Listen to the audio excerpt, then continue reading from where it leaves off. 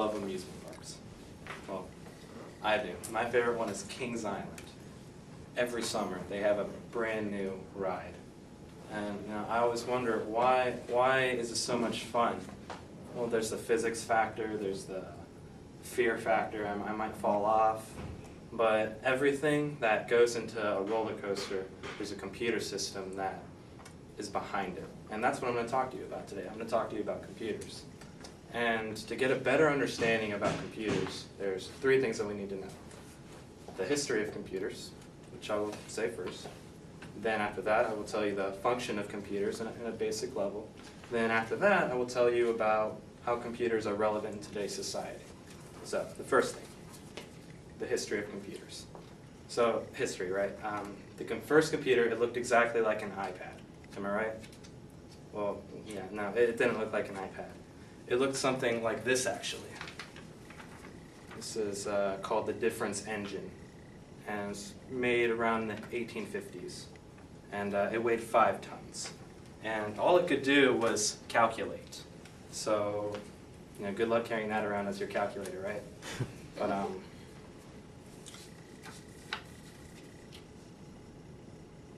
it took punch cards. And that was a big thing. Instead of inputting hard work and various codes, it took a punch card, and that was very easy. And that was the start of how computers would progress into what they are today. In the 40s, there was a universal code that was developed, and we still have that code today. It's a bunch of zeros and ones. In the 60s, 70s, and 80s, we're using a mouse, and now in this day, we're using a touch screen. And that is the history of computers. And now that we have the history of computers, we're going to look at how a computer functions. There are 3 things that you need to know about how a computer functions. There's the processor, there's RAM, or random access memory, and then there's HDD, which stands for hard disk drive. A processor is something similar to a brain. And there's parts that make up the brain, like the stem and cerebellum, right? Well, there's parts that make up the brain of a computer, and we call it a core. Most computers nowadays have at least 4 cores, so a quad core. That's 4 brains working on a single computer so it can get tasks done faster. The more cores, generally, the better the computer. It can think faster. RAM, or random access memory, is something like the muscle. So the more muscle, the more RAM, the better and faster it can do various tasks. HDD, according to Alan Hudson, who wrote The Trouble with Culture, How Computers Are Calming the Culture Wars in 2007, says that HDD is like an index. It stores memory, and it organizes it.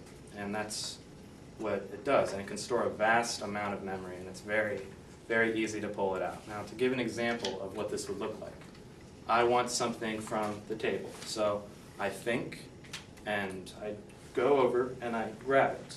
And that's what a computer does. A processor tells the RAM to get something from the HDD, and that's what happens.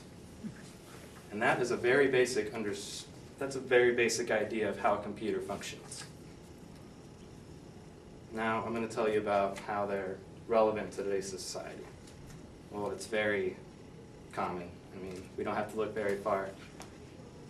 Videos, which record, that's what HDD, it would record and store videos. Songs on our iPods. Again, going back to iPads, smartphones.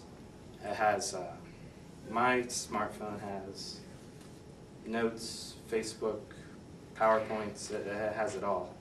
And again, in our military, that's something that normally the military with the better technology, those win in wars. And we have a very good, technologically strong military. And that is an idea of why and how computers are relevant to our culture. And that's it with the 3 things. What we've looked at today is the history of computers, how computers function on a basic level, and their relevance today. A final note for you before we end. Computers are not something to be scared of. Like my grandmother is terrified of computers, but they're really nothing to be scared of. We made them. They're a tool for us. So don't be afraid. And We are more complicated than computers. Like, they may seem like these intricate machines, but we are an intricate machine. Just the human eye alone is more amazing than any camera. And I just want you guys to know that. That's it.